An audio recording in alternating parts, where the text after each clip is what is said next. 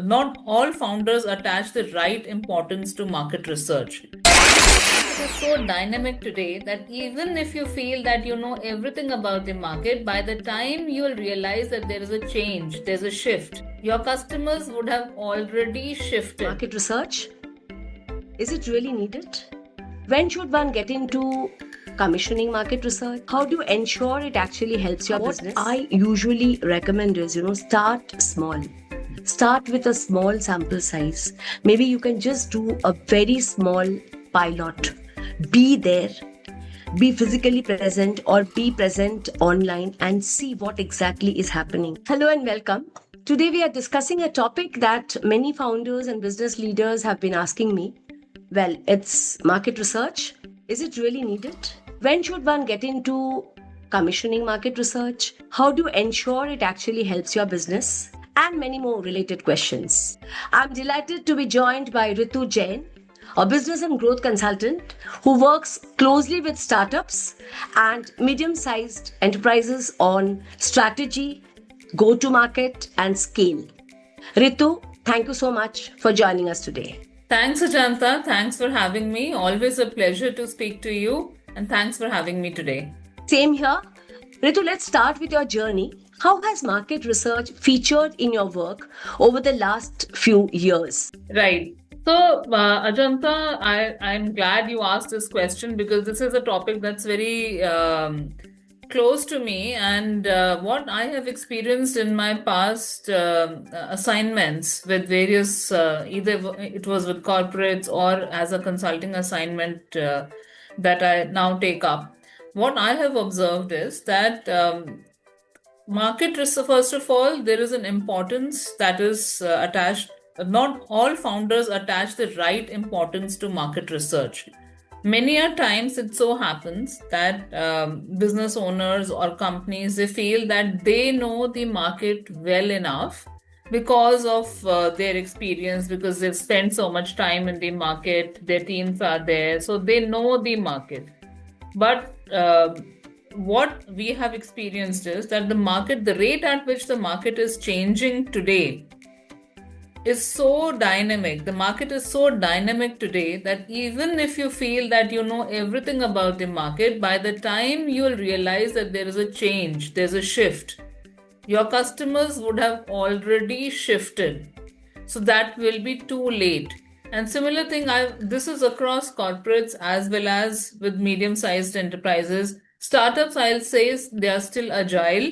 But then again, the understanding, there are very few startups who understand that when you are getting into any particular business, the starting point is the market research. I think that's something that needs to be sensitized to all business owners, that beginning of any business, starting of any business should start with a market research because the costs are low at that time. The later, the more you delay it, the more are your costs, associated costs with it.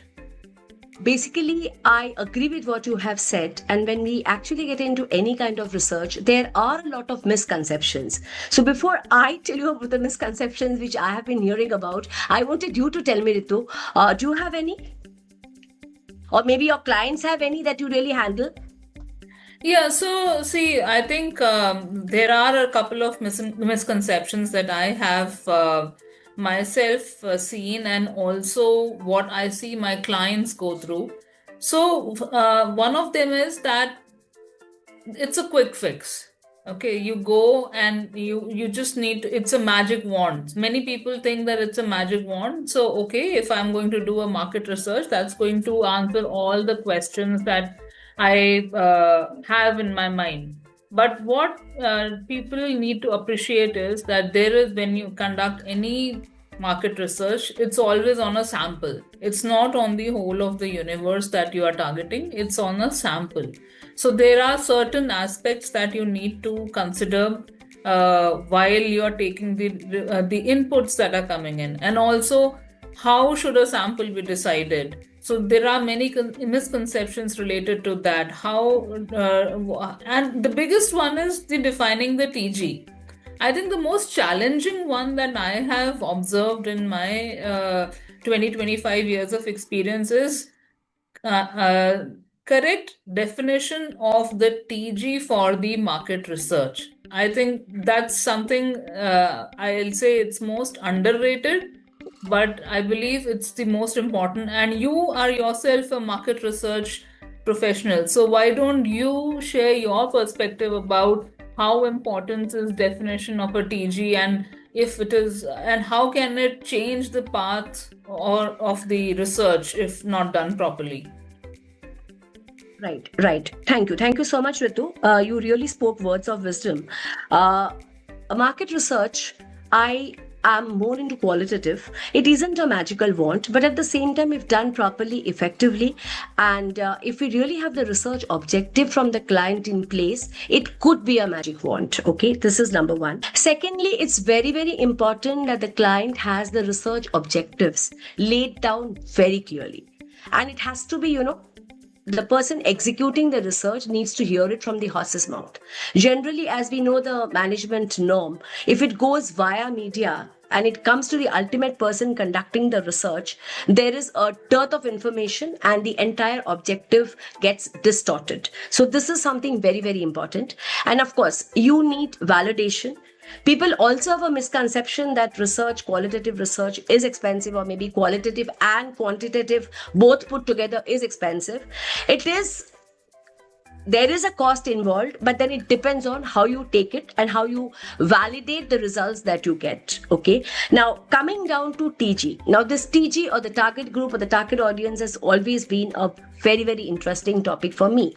What happens is, when you actually have a particular research study, number one, you need to know who's the target that you're talking to. Once you know the target, you need to specify them very clearly. Like for example, if you're doing a consumer durable, you need to say whether you want to talk to the users, you want to talk to the lapsers of that category or brand, or you need to talk to somebody who's aware.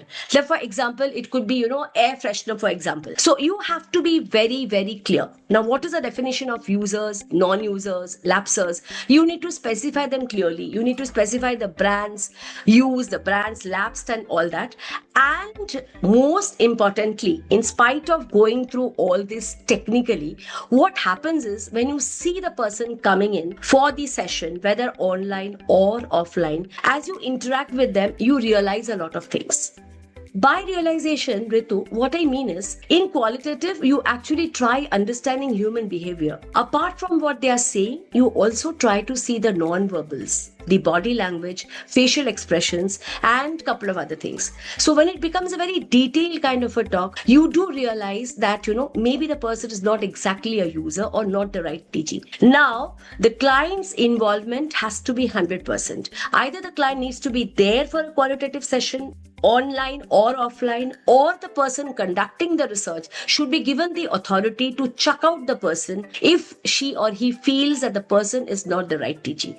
By saying not the right TG, what I mean is, it could be a person who's not exactly the user, or who's not exactly the lapser, or maybe who's not exactly the decision maker. Maybe the husband has decided and the wife had no role to play, and I'm asking about her role, I mean, these are real life examples. So what I personally feel is, with your kind of TG, your business TG, it is advisable that the startups, or maybe the entrepreneurs, or maybe, ones getting into research for the first time, needs to be directly involved, because at the end of the day, it is their hard-earned money or their saved money which is getting invested. By doing this, it becomes faster, it becomes easier, and by the close of the research study, we are on the same page. The stakeholders are on the same page, and it becomes easier to take a decision, collate the reports, and move with the marketing strategy or the market strategy. I mean, whatever you may say, Ritu. Right. I think that was a very detailed and a very apt description that you've provided. And I think there were a couple of terms that you mentioned, especially for the benefit of our audience. Why don't you briefly say, what do you mean by quantitative research and what do you mean by qualitative research? Because I'm not sure that everybody gets the distinction between the two. Yeah. See, as we know, in brief, qualitative research would be getting into the depth of a particular topic. Like, for example, you are using a hair color. Okay, say you're using L'Oreal. Now, what makes you use a hair color? What makes you use L'Oreal? Why a particular variant of L'Oreal? Why are you using the one with ammonia, without ammonia? What is it that you're targeting, whether you're using a small sachet or whether you want to use a bigger one? Qualitative would give you the depth of the entire reason. Okay, so we keep on laddering, we do use lot of techniques and we get into it in different ways. And quantitative would actually give you, the number of people using it. And ultimately, when we get a quantitative study commission, we try to understand the direction, the sizing, the patterns, etc., etc. So at times, quantitative is done, followed by qualitative. At times, qualitative is done, and the findings are checked into quantitative as well. So this is in brief about quantitative and qualitative. This is decided in collaboration to what the client objective is, while we actually discuss at the proposal stage, Ritu.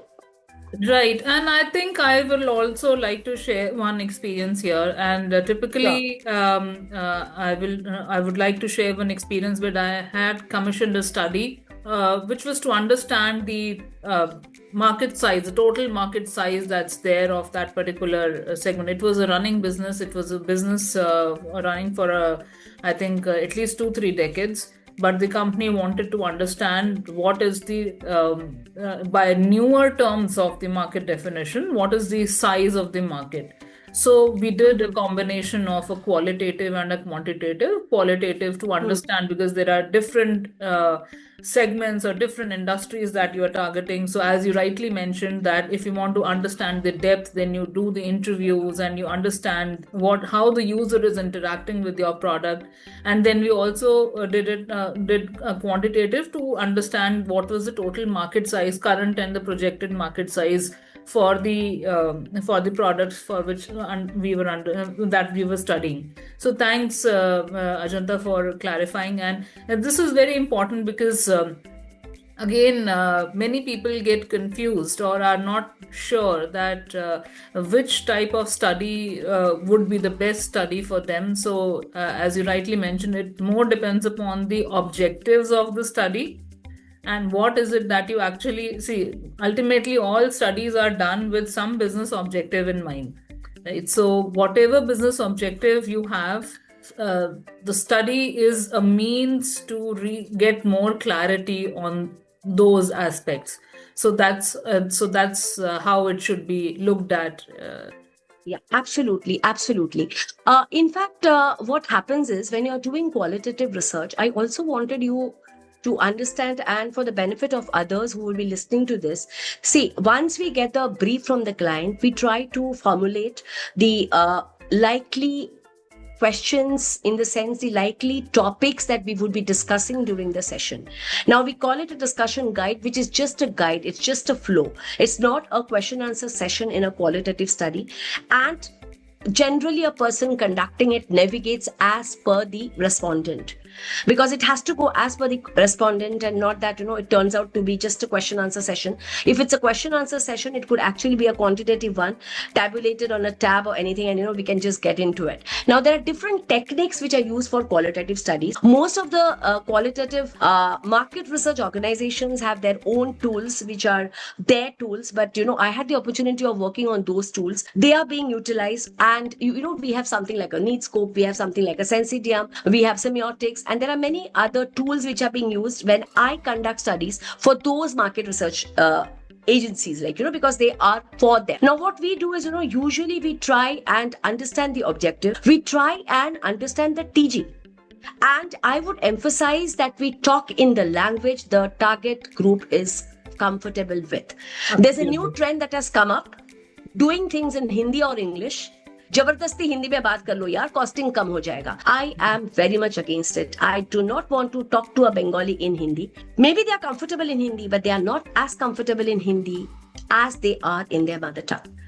I don't gain anything out of it. It is the end client to get the nuances of the languages which can be expressed best in the mother tongue.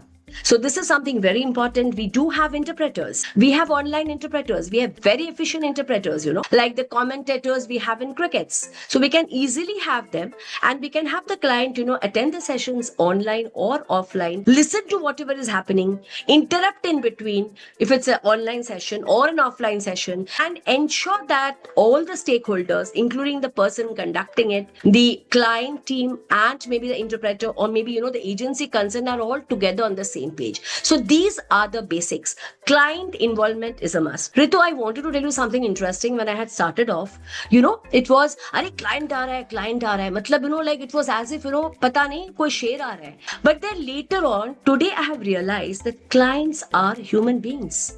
It's always better to interact with them directly. Have an open channel. Talk to them and understand what they want, rather than going via media. Because at the end of the day, you are conducting the session. You are trying to get whatever the client wants. If the client is there, it's his baby at the end of the day, or her baby at the end of the day. So this becomes very, very important. So these days, I'm glad and proud to tell you that this collaboration happens, and that is the reason probably I'm enjoying each session, that we really do. I'm so happy to have you with us today once again. Thank you, Ritu. Over to you. Yeah, I think that's great, Ajanta. I think you've shared some very snippets of wisdom, or pearls of wisdom, I guess, that our audience are going to benefit from. And I hope that anybody who is looking for conducting research, they would benefit from this, about how should they go about a research. Yeah. So basically, I think you might be having some questions coming up, because you are into a different business and you use market research for your clients to come to a conclusion and give them directions. Correct me if I'm wrong. Yeah, that's absolutely. So why? Right. Yeah. So why you choose a market research partner rather, or a marketing partner? What are the traits that you look out for, and how do you choose a market research partner, to be specific? Right. So yes, that's a very pertinent question. So I have commissioned a few researchers for some of my clients, and what we have seen is that, first of all, so I'll share with you how our typical methodology or modus operandi for any project happens. So we begin with the problem at hand that the client is having, and at times what we have observed is that the client may not be aware that there is a problem, but they may simply come to you saying that I've tried things but nothing works. It's as simple as that you may receive as a problem statement. So how we typically approach that is that we first of all look at what's working for the client, what's not working for the client, what is the industry that the client is operating in, what are the trends or the market opportunities that are there in the market that the client is operating in. We do a SWOT analysis of the client, of the core competencies, what they are good at, what they are not so good at. And then once we have done our own analysis and we have gone through the details, we identify the operational gaps. Sometimes it may not be a strategic gap. The gap may be just an operational gap. So until and unless we are very clear that the market fitment of the product or the client is having some problem, we do not straight away go into a research. We commission a research only when we see that there is some disconnect with the way the users are probably interacting with the product and the way the company is envisaging that the customers or the consumers are interacting with the product. And there are certain growth patterns where there are certain blind spots. In those cases, we recommend, or if it is a totally different segment, a totally different category, a totally different product, and you do not have any benchmarks existing which you can refer to, that's when we look at a primary research, and where we involve, like there was one project that I had taken up where it was there was no such offering that was available in the market as on that date. And so we had to, in order to understand how big is the market, what are the market nuances, while we did our homework, we wanted to be sure, and we commissioned a qualitative research in that case to understand the depth of whether the customer would really, to validate basically our assumptions that whatever we are going ahead with before, and this is typically done before you make a major investment into the business. So that once you make the major investment only when you are sure that you are on the right track and there is a good business opportunity, then only we go and commission a research. And when we are considering a research, the next important thing is who is the research partner who is going to conduct that. So for that, we look at the credentials of the research partner. We look at the kind of work that they have done. We also look at the various up to what depth and what transparency level. See again, we have burnt our fingers and we have realized that transparency in the research report is very important, and there are cases where that may not be the case.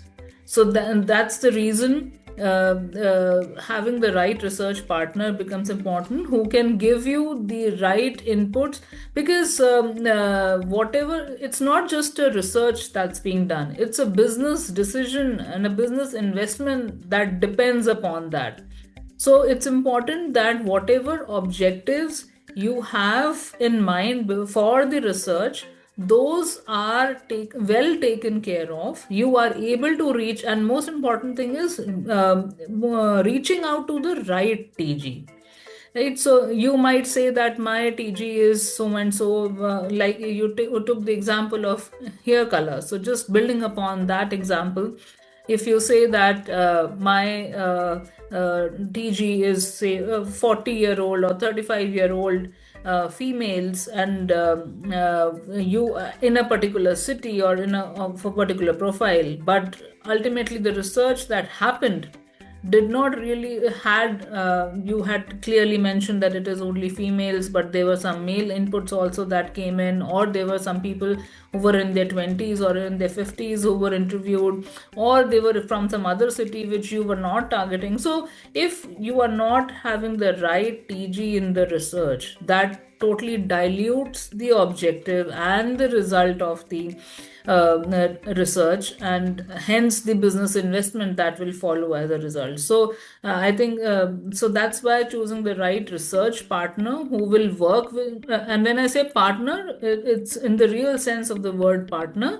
that it's not a vendor and it's not a vendor relationship, it's more of a partner sort of a relationship, that when you work with somebody on a market research. Well, that was very insightful, and I'm glad that you have come out with a lot of things.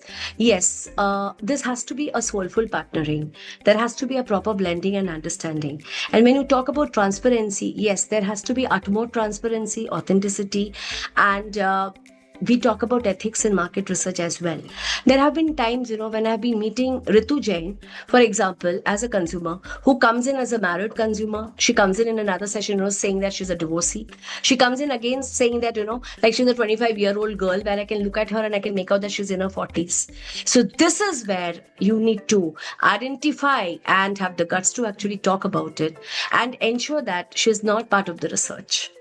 There have been times wherein you find consumers saying that they are using a particular brand or a particular product or a particular category.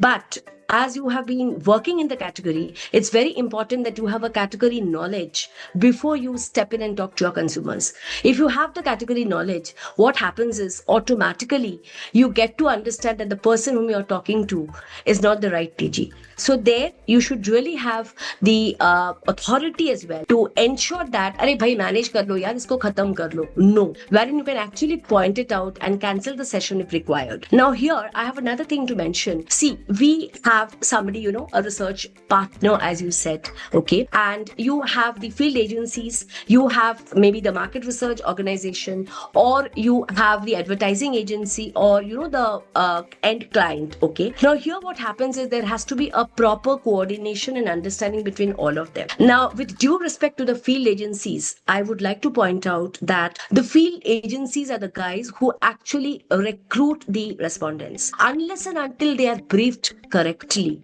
unless and until they are briefed specifically, giving them the limits of going up and down, it's very difficult for them to actually recruit the right respondent. Secondly, respondents cannot, okay, because they have been part of research since long. So if at all we have a respondent who's the same Ritu Jain coming over again and again, we have to ensure that the category involvement is right. Ritu Jain comes over and over again as a repeat respondent, but she comes in for different categories, for different objectives of research, and she's actually a part of it genuinely. So this is a trend that is very much there, and these are certain trends which keep changing, and we actually adjust to the market, because you did mention that the market is dynamic, and even we need to be dynamic, and the client also needs to understand this. So I think this is something very important which will ensure that you get the right respondent if you are working jointly. What happens is, you be very honest with your client and you tell them, boss, this cannot be done today because I don't find that the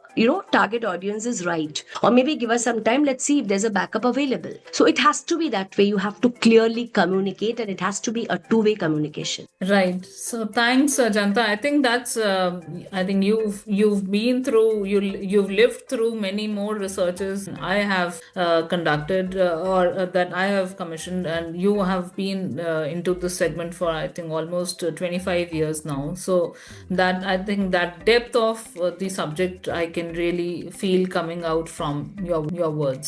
So thanks for sharing that. Thank you so much, Ritu. I think it was a pleasure interacting, and I'm sure we can have continuation of this session, and I'm sure people listening to this particular session of ours will come out with their ideas, and I would look forward to exchange of ideas. Maybe they can get in touch with you or me, and let's see how this takes off.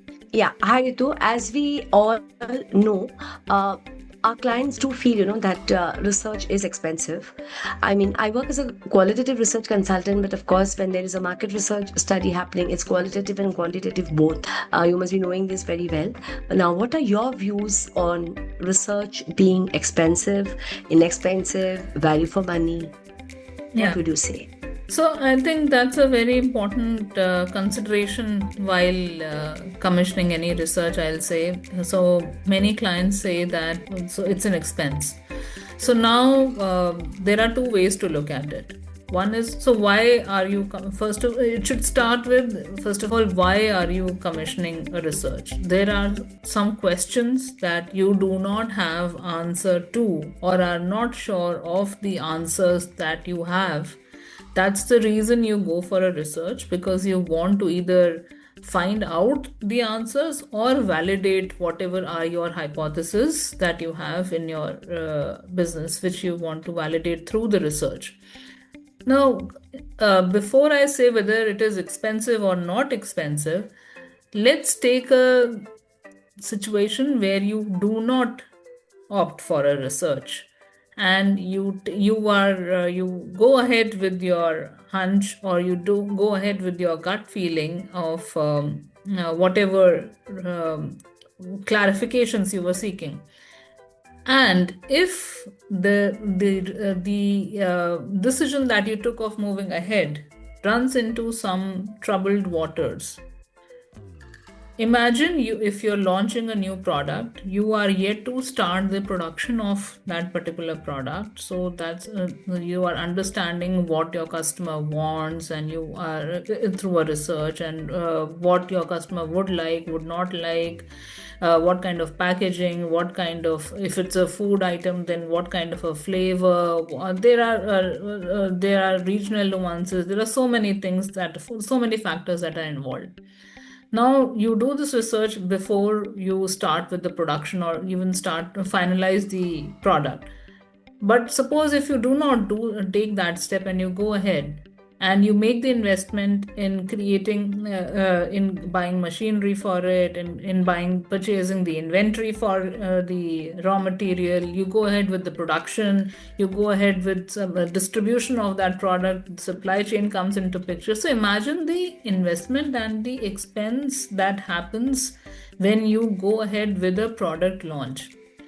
Now, if after making all your investments in your inventory, raw material, all your manpower, all your distribution, logistics cost, negotiating with distributors, putting stocks there, everything is done, your marketing expenses, everything is done, and the product doesn't do well.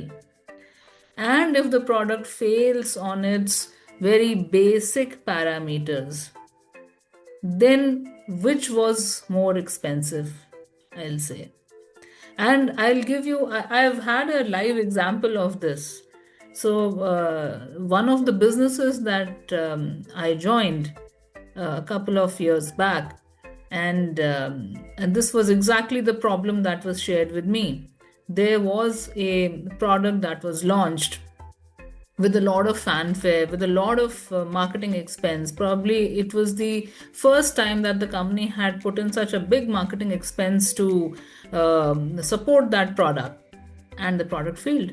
The company had to simply push the inventory just to recover the cost of the inventory. They were just pushing the stocks to their distributors to somehow at least clear their warehouses. The space was getting occupied in their warehouses. The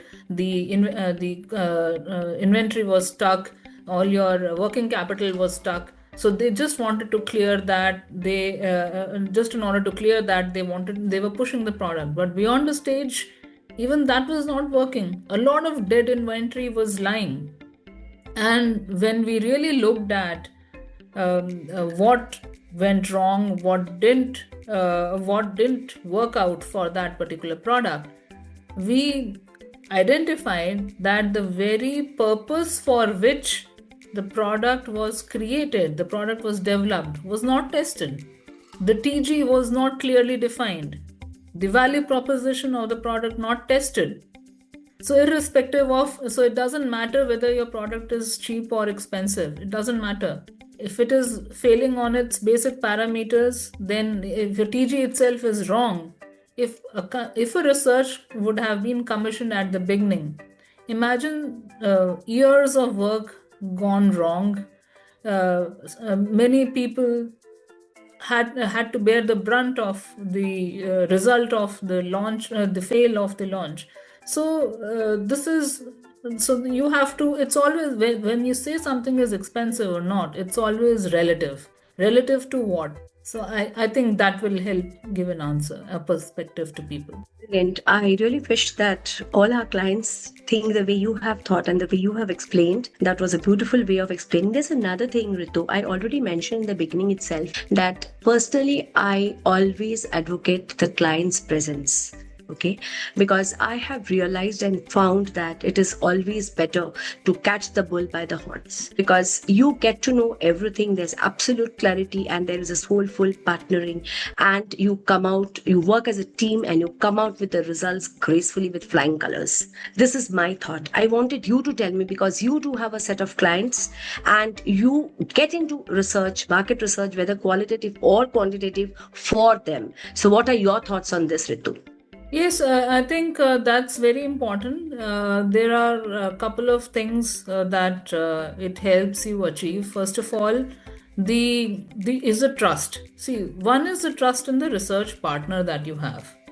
The other is authenticity. See, if the research partner is right and everything is right in place, having the client presence as a part of these group discussions or the interviews that is there, that helps you build authenticity, right? And again, I'll share another example from one client engagement that we did, and this was a multi-city assignment that was there, where we were doing the research in multiple languages, regional languages. We did not understand all the languages. One was in Tamil, Telugu, then Marathi, Gujarati. There were a couple of languages that were involved. It was a multi-language research that we were doing, and it was done in the native language of the respondents.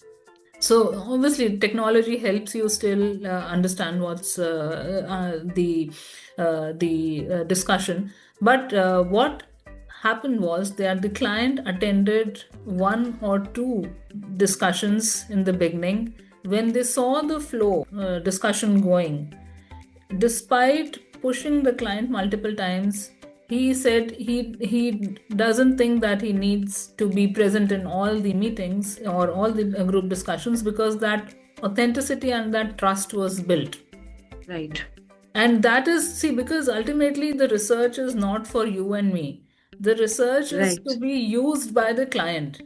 And if the client is having the trust in the outcome of the research, the conviction with which he will go forward and use the result of the research will be totally different. If you although the client has spent the money, but if they do not have the conviction in the research, they will still not use it the way it was supposed to be used. So it's not a paperwork that we are doing, it's being done for a business objective. And that conviction, that authenticity, that trust, I think that plays a very big role when the client attends. And most of the times I've seen that if you are open, see, if you are not doing anything wrong, then only you will invite the client for, and that could be another way of testing the research partner.